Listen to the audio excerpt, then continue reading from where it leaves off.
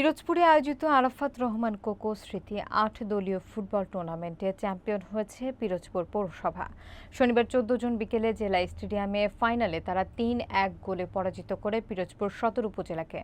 বিস্তারিত থাকছে এস.এম. আবু জাফরের প্রতিবেদনে। প্রথমার্ধের ১৪ মিনিটে মহিবুল্লার গোলে এগিয়ে যায় পৌরসভা। এরপর ২৮ মিনিটে তরিকুল গোল করে সদর উপজেলার পক্ষে সমতা আনেন।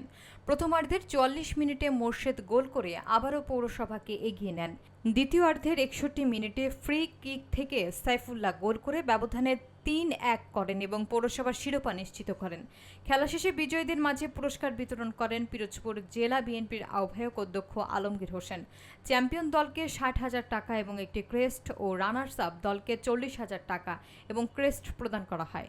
অনুষ্ঠানে বিশেষ অতিথি ছিলেন জেলা বিএনপির সদস্য সচিব গাজী ওয়াহিদুজ্জামান লাবলু, কেন্দ্রীয় নির্বাহী কমিটির সদস্য এলিজা জামান, কোকো ক্রীড়া সংসদের সভাপতি অ্যাডভোকেট রেজাউল করিম মিটুল, সাধারণ সম্পাদক লিটন খান সহ আরও অনেকে। ফাইনালে সেরা খেলোয়াড় নির্বাচিত হন সাইফুল্লাহ এবং টুর্নামেন্ট সেরা হন মহিবুল্লাহ। রেফারির দায়িত্ব পালন করেন ফাহিম আহমেদ জুম্মান। ধারাভাষ্যে ছিলেন মোহাম্মদ রিপন এবং আব্দুল জলিল। খেলার আগে মাদক বিরোধী সচেতনতামূলক র্যালি অনুষ্ঠিত হয়, যেখানে প্রশাসনের প্রতিনিধি এবং ক্রীড়ানুরাগী অংশ নেন।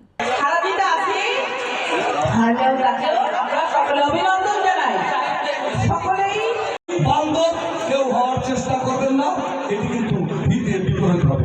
প্রিয় বন্ধুগণ, আর কোনো বক্তৃতা নয়, বক্তৃতা একটাই, আপনার সন্তানকে মাঠে আনুন। বক্তৃতা একটাই, মাদক সন্ত্রাস নৈরাজ্যমুক্ত পিরোজপুর করতে আসুন। আমরা ঐক্যবদ্ধ হই মানুষের কল্যাণে। একজন মুসলমান যেমন নামাজ পড়বে তেমনি মানব কল্যাণ করবে। সেই মানব কল্যাণে আগামী দিনগুলোতে আমরা ব্যাপক অনুষ্ঠান করব। এই প্রত্যাশা রেখে তারেক রহমানের ৩১ দফার দাওয়াত দিয়ে ঘরে ঘরে পৌঁছতে ৩১ দফার মাধ্যমে যেন বাংলাদেশ বিনির্মাণ করে এদেশের মানুষের সুখ শান্তি ফিরিয়ে আনতে পারে। Arafat Rahman cocoa city football tournament ২০২৫ Arafat Rahman cocoa ক্রীড়া সংসদ পিরোজপুর জেলা আয়োজন করেছে। এখানে আমার একটি মেসেজ থাকবে যে সবাই বলে মাদককে না বলুন, মাদক ছেড়ে মাঠে আসুন।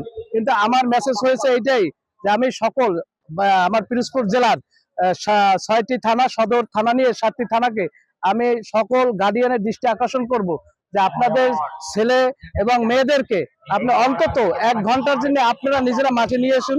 আমরা এমন একটা অবস্থা তৈরি করে দিয়েছি ৬ থানায় যে সব জায়গায় আমাদের প্রতিনিধি আছে এবং একটি করে একাডেমি চালু করবো ইনশাল্লাহ। ওখানে আপনারা নিয়ে আসবেন, আমরা সুন্দরভাবে গাইড দিয়ে তাদেরকে ঢাকায় বিভিন্ন ক্লাবে, বিভিন্ন ইনস্টিটিউটে আমরা দেওয়ার চেষ্টা করব। আমাদের মেসেজ সম্পূর্ণ পরিষ্কার, আপনারা আমাদের সাথে যোগাযোগ রাখবেন।